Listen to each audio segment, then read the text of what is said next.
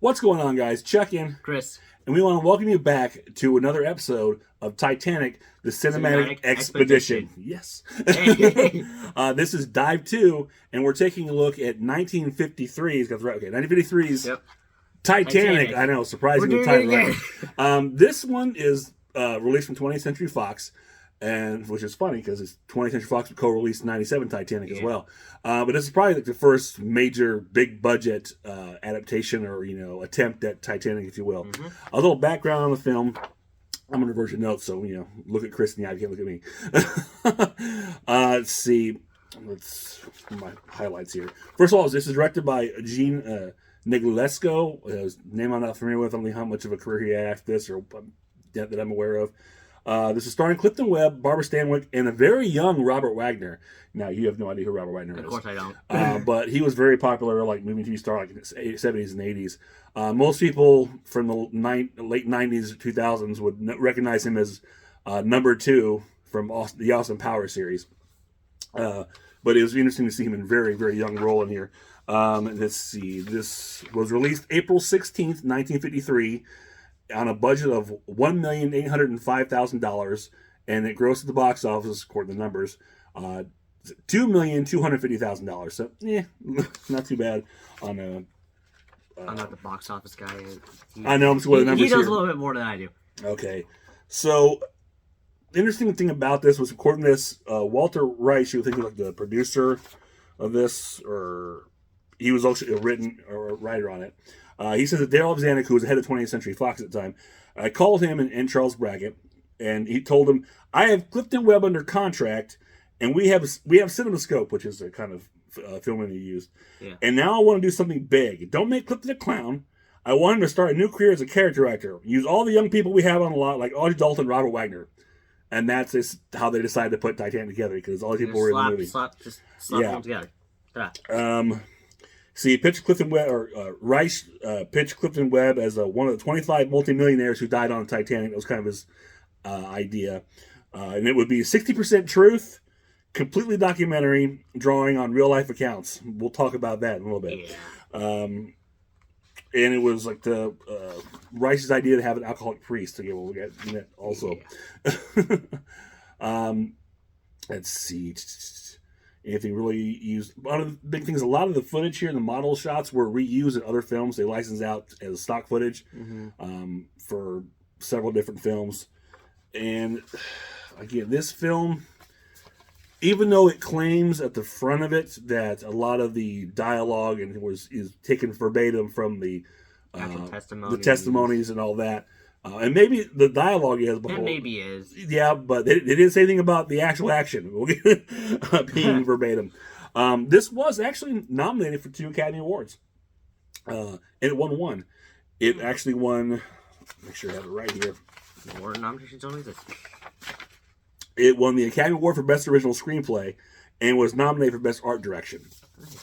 Which is interesting. Which I'm not sure how I feel about either, but I don't know who it was competing against. But original screenplay is interesting because there's an interesting story behind this. I don't know if Titanic is really the title you want to use for this movie, honestly. Yeah. I feel like Titanic was more of a way to grab people to watch it. Well, yeah, maybe, but I don't know. it's more. It's not the Titanic is not the story of this movie. No. Honestly, the story is the Clifton Webb and Barbara Stanwyck. That's what the main story of the couple. So the gist of the basic plot is you have Clifton Webb and Barbara Stanwyck, who are basically they're a married couple. Barbara Stanwyck is going to Titanic. She's taking her kids. She's basically leaving her husband, who's very aristocratic. He's very prim and proper, and she's done with that. She doesn't want her kids growing up that way. She's kind of over that. He mentioned that he had kind of picked her out, and she was I don't want to say homely girl, but commoner more or less. Yeah. And he kind of groomed her up, and she was tired of that, and she was moving away without his knowledge, and he ended up sneaking aboard Titanic, almost Jack Dawson style, kind of sort of. Yeah. And basically come over here and confront her, and there's this whole other drama going on. That's the whole gist of the movie. It really is just their drama. Yeah. That's the main plot point. I mean, and you don't really have any talk about Titanic and nothing. You know, at least in the German one, I mean, they'll talk about, you know, White Star Lines, what they wanted to do. I mean, granted, that movie was messed up with the propaganda and everything, but there was focus on the Titanic itself. This one is, again, it's more or less just, like I said, it's a backdrop. That's it's a setting. It's kind of, again, as I said, kind of a way to grab people in. Again, it's its own story. It's not super focused on Titanic itself. Again, it's like kind of a relationship story. And there's other few characters that are sprinkled in to with the main characters. Yeah, you've got, like I said, besides Barbara Stanwyck and Clifton Webb, you've got Audrey Dalton, who is playing Annette, which is the daughter, and Harper Carter is Norman. He's the young boy who is very pivotal in this relationship. You find later on because it has to do with infidelity. Yeah. And you have Robert Wagner as Gifford Giff Rogers. He's like the young kid from Purdue, local school here in Indiana, and he's basically trying to romance the Audrey Dalton character. And this is where I found interesting because I really wonder. And it's be interesting as we go throughout these, thinking about James Cameron's Titanic, because there are a lot of things in this movie that I kind of see in that movie, like the Robert Wagner, Audrey Dalton character. In a lot of ways, reminded me of Jack and Rose. Yeah, me too. I mean, because the fact that he's this college kid, I mean, he's not he's in first class too, obviously, but he really comes off more carefree, loose, and she's very prim and proper, and he's kind of they're having this relationship, and there's a lot. There's even a line later on that's pulled directly from this movie, because I actually made a joke when they did it, and they said it in the movie, and I said, "Oh my god, it's actually in the original movie." That's the line about the dinner call when they were announcing, and someone said, "Why does the British feel like you always have to make dinner sound like a goddamn cavalry charge?" And I made that joke, and then they said it. It was like, "Holy crap!" Because that's the same joke that Kathy Bates says in '97 Titanic. So there's a lot of things in here that I think James Cameron might have pulled. Grab inspiration from, or just outright stole to put, and we'll see that again when we get to our next film. So I found that interesting. But there's that. You have kind of a fallen priest who's an alcoholic, kicked out of the priesthood or whatever, and he's trying to get back home, and that's kind of just a weird thing. You have a Molly Brown-esque character, but it's not Molly Brown. Yeah, it's based off her, and it's not. I have a note about that here, actually. The character Maud Young, portrayed in this motion picture by Thelma Ritter, was obviously based upon the unsinkable Molly Brown. Even though the actual name and some of the passages were used in the film, Mrs. Brown's name was not. It's been suggested that there was some dispute between 20th Century Fox and the Brown estate over the use of Molly Brown's character. Therefore, Molly Brown of Denver, Colorado, gold, silver mining fortune, became, for this motion picture, Maud Young of Montana led mining. So there's that. Let's see. Another thing was interesting too, and Chris pointed out that there is no music in this movie. Yeah. It's all I guess what you call diegetic, I believe is the word, which is basically there's no score, just the music that's playing in the movie itself. Yeah. That's it, and it's a really weird feeling. What are your thoughts about that? As a music guy, music is what conveys emotion. Mm-hmm. You'll have like sorrowful, intense music, and with the lack of music, it just feels plain. For lack of better words, from what I can say, there's a lot of action that doesn't seem to exist. Action's a very strong word. Yeah. And that's really lack of action. That really just happens. There's like one moment where there's actual bit of action during the ship sinking. But again, there's just no music, just plain, it's just sound effects, actual music being played live with the actual movie. Basically, like anytime no actual score. Yeah, it's like the band playing, or they're having a dance, something like that. That's the only music you can move. Other than that, it's totally silent. I mean, there is the occasional sprinkle of actual music, but it's very scarce or sparse. Yeah, and it's jarring. It really is. Yeah.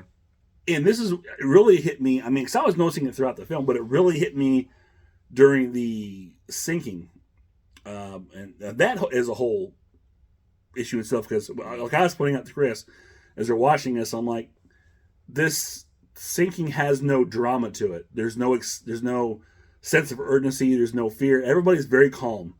They're very at peace. And they were loading the people up on the lifeboats, and basically Chris likened it to people loading up on a roller coaster ride, or you keep your hands or arms inside or the vehicle all the time.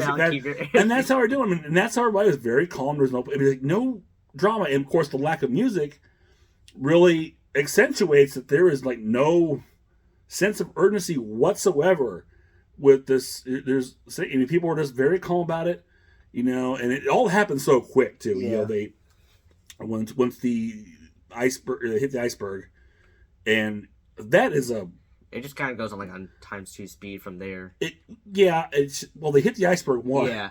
They show They hit it on the port side. They come up, like you say, here's the iceberg, and the ship comes by and hit and they tore a huge gash. And what they did, it's again, this is before, this is only 40 years after the original sinking, so that's something they can count too.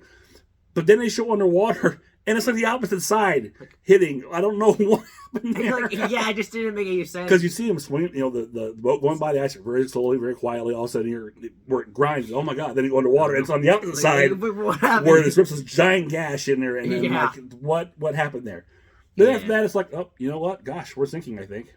Oh no! Oh yeah, we should probably get the kids and the women to the lifeboats. Yeah, that's a good idea. Yeah, okay, it's all right. Go. And that's the amount of excitement they have, and fear about this ship sinking. It's very nonchalant. It's the lifeboats are going down very easily. Even when the one time where we're gonna, they're tangled up, it was very boring. Yeah, I just thought, I'm not used to seeing, and I've seen this movie before, but it's been years and years ago, so I pretty much forgot it. But I'm not used to seeing, the whole disaster of the Titanic sinking and everybody being so calm about it. No one's trying to, it's just, it blows my mind. Yeah. I don't know what the thought process was on the filming of this, but it is just unrealistic. I get it's a film, but, there should be some kind of drama. They were just didn't care. Yeah, because, okay, but back with the music, I feel like if they actually had a sense of panic, even without the music, it actually feel like you were there. Yeah, you need something to amp that up. And and not just hear oh no, the ship's sinking. Yeah, and it's then you see the ship. I mean, and to Chris's point, they did a good job with the ship, natural tilt. It actually had a list to it, which is something you don't really see often, especially then. It's something that's been more talked about in modern day, that there was a list of the ship, but in 1953, to see that it looked pretty good, and then but again, people were still on there just looking for everybody. Oh, everybody come get on the lifeboats, and we have to get there, or what? The ship's sinking. You're supposed to be the panic. You all are about to die, and they're taking it very calmly. Case in point, after the lifeboats have left, oh yeah, and then all the people are left, basically all the men and children. That's all that's left. And we're all just going to sit here and be calm. Well, I guess we're just going to die. Dear my God, to the all the people left on the Titanic are standing there on the deck in groups singing "Near My God to Thee" as they're about to. No, you're supposed to be to the back of the stern, and then you're trying. They're just all we're just all hand in hand singing "Kumbaya" basically as the boat's going down. And no, it's all of a sudden, boom! There's an explosion, and then it goes down. God, it's just what are we doing? There's and then there's that fire alarm. Oh God, no, don't remind me. When they announce alarm, whatever, and it's constantly. It's we're both that was not on the ship. No, I don't think there was a fire alarm on the ship. And that's the only thing you hear, and that's nerve wracking. So you got that, I guess, but that is it, and it's just again, what are we doing? I can't explain it, but yeah, the whole thing, everybody's getting there singing and just we're accepting our death. We're gonna fall. Oh no! Explosion! We sank. I feel like they paid a little bit too much attention to the school drills about the fire drill, and something this serious happens, they're just standing there, actually just calm. They should have ducked and covered. But again, I think a lot of the problem, is that this movie shouldn't have been called Titanic. Yeah. It's just basically, again, the movie is about the married couple and what's going on, and that's the focus of it. Because the Titanic is kind of an afterthought, and there's no talk about, no foreshadowing leading up to, what's going to happen with Titanic. Except for the ice warnings. Ice warnings here and there, Yeah. Just the casual, we're going 21 knots now. What? Oh, I'm talking to the captain. Why are we doing that? Because that's okay. Right. And that's it. There's no, just accepting. It's all acceptance. You have, like, when Robert Wagner gets happy and he's dancing with the girl and he throws his hat in the ocean and it lands and, there's a little bit of ice. That's all the foreshadowing you really get in sense of dread. There's nothing else. There's no drama built in with the ship sinking. I mean, even they just kind of brush away that there's not enough lifeboats. It's just boat's gonna sink. That's it. I mean, they don't really play into the tragedy, why it was a tragedy, what the mistakes were. It's just the boat hit an iceberg. We're all happy. We're gonna die. Yeah. I mean, and you get a better representation of Captain Smith, unlike the German version. Yeah. You mentioned Lightoller and Murdoch. Again, no Andrews. Yeah. But of course, you do have Guggenheim mentioned. You have John Jacob Astor, Isidore Strauss. All these people. The advanced names are all thrown in there and characterized in some ways. But it's just, I don't know.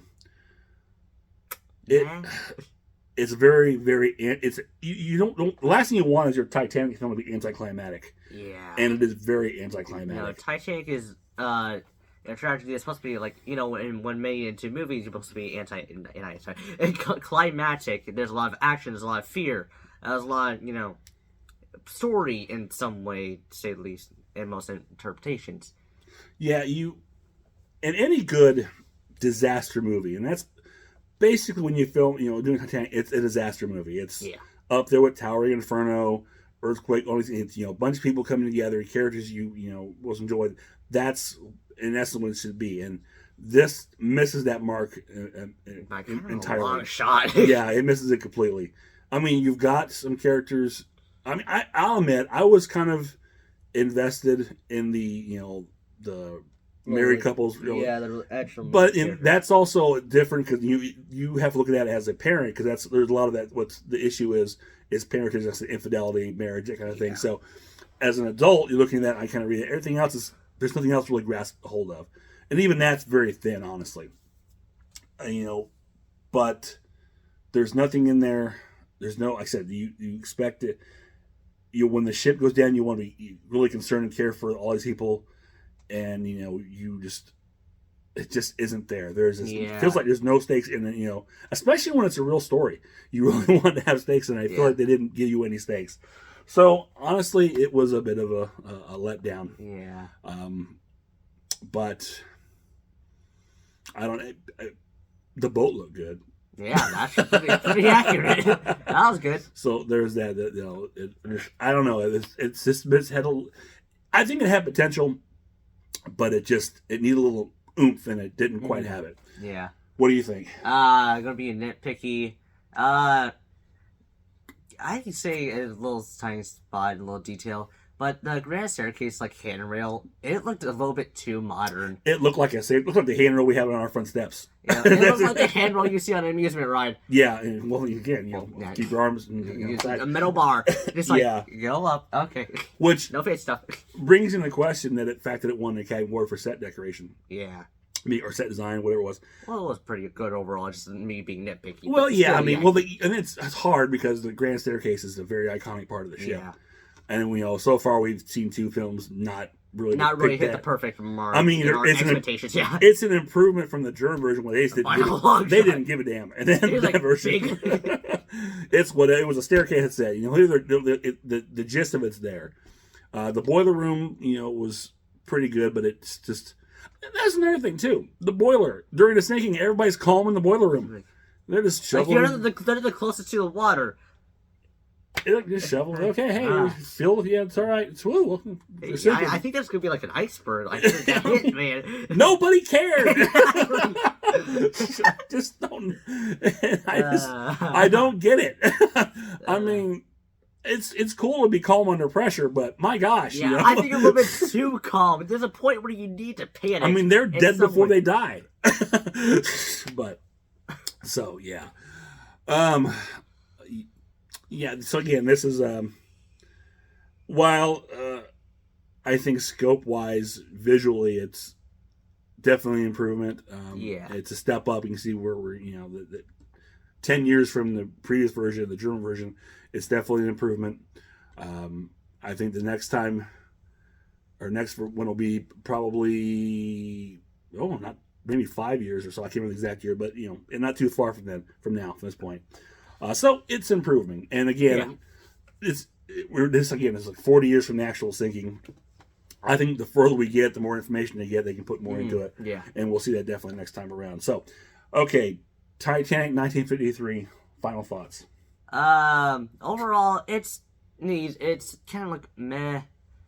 It's again, visuals are great, but story was not. It was good, like the actual the married couple, but actually, story's good. Acting, that's what I wanted to talk about. The acting, again, as we said, was, again, just plain not really that much in it. Yeah, I mean, I think, and it's just something, again, I really think it's a lack of music that doesn't help emphasize some of these more intense dramatic moments that the couple are having. I mean, there's some serious stuff going on there. And without actual music kind of help, kind of pull those heartstrings, you're missing that. And I forgot to mention the 24-hour bridge game that kept going on. A lot of people bridge, and it's playing bridge, and it's not something a bridge. It's just iceberg hit, and then they're still kind of playing bridge. Yeah, no. But yeah, I mean, I think the acting, Barbara Stanwyck was and Clifton Wade were fine in performance. What they did. Again, I just think that their dramatic moments are lacking. They're lacking again. I think it's because of lack of music. I really think you're missing that little bit of dramatic punch that the music provides. And if you'd had that, it probably would, it definitely would amped up the stakes and the feeling of it a lot more than what we got. So that is a big miss, not having a soundtrack. Music soundtrack again is very important when it comes to any major motion picture, Titanic. I missed that. Yeah, anyways, again, and as I was saying, music's very they're actual soundtrack wise, but it's only in the first few half hour, I think, but before the iceberg hit, then the music just kind of there was no music at all. Yeah, well, there was a key. The main title playing, and then that's it. At the beginning, because the first shot is an iceberg breaking down, and that's Titanic, and that's weird. And I don't know. Maybe that's supposed to. Here's the bad guy, the iceberg. The iceberg is the bad guy. But yeah, I mean, there are some spots when no music will work. Depending, you're right there. Yeah. Sometimes no music does work for a scene, help build up tension. But when you have no music the whole movie, you have nothing. That spot isn't earned. It's better to have music and then go silent. Then you build tension. But if you've got nothing, you're not. It's just a flat line, nothing to no peaks and valleys in there. Music theory, art of suspense. Mm-hmm. So, would you recommend this Titanic to anybody? No. I'll be honest. It's not accurate. Story wise, it'd be okay. Acting wise, no. Visuals, yes. Again, it checks off two boxes: the acting and story. Not acting, visuals and story. Acting is just completely thrown out the window. No, but I still say maybe not watch it. I kind of enjoyed it. The story's good, but you do you pick what you want to think about it. I don't have control over what you think. This guy did. I would say I would not recommend it. I would. Only if you're, a diehard Titanic fan, want to kind of like us. It's not the best Titanic version out there. Maybe for 1953, it was. Maybe, yeah. but there's been better since then, obviously. And again, you have to put yourself in the 1953 mindset, not to 2024. Yeah. And think about when it was made, and what they knew about the sinking at the time, and obviously it's different now when you have so much more forensics you're able to do. Yeah. And and again, actually having found the ship, in the Yeah. present day, where back then it was still lost. Yeah. So, Is, yeah. hindsight, it Yeah. really changes your view. On that point, though, there's something else that was interesting. Is that some of the actual survivors were able to screen this film when they had a premiere from it. Oh. So that's kind of be interesting to see what they thought about that, and how do you You're like, how that went. yeah, and I don't know how old they were. Now I think about it, but yeah, so that's interesting. But yeah, it's if you're a diehard Titanic fan or a Barbara Stanwyck fan or whatever, check Maybe it out. watch it. Yeah. Yeah, but other than that, you could pass this one by. Yeah. So that is it for this one. So if you enjoyed this, click thumbs up, share, subscribe, leave us a comment below, and let us know if you've checked this out. Because I'm curious, how many people. This isn't a film that's talked about very often, obviously, when you hear about Titanic. So I'm curious if anyone else has seen it or what their thoughts on it. And again, thank you for joining us for our second dive. We'll be back again next week for Dive 3, and we will see you then. So until next time, this is Chuck, Chris, and we will see you on the other side.